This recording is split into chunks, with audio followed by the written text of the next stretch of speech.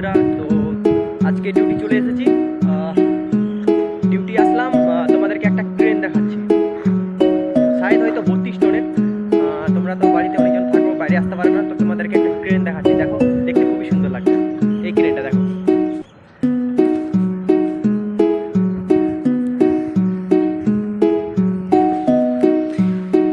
এই ক্রেনটা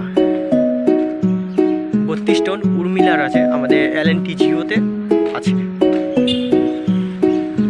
এই পিছন দিক থেকে সাইড দিক থেকে সেরকম এরকম একটা দেখতে লাগে, সাইড থেকে এরকম একটা দেখতে লাগে। এটার বুম দেখতে পারো, প্রায় 32 মিটারের কাছাকাছি। আর এরকম একটা সাইড থেকে এরকম একটা দেখতে লাগে,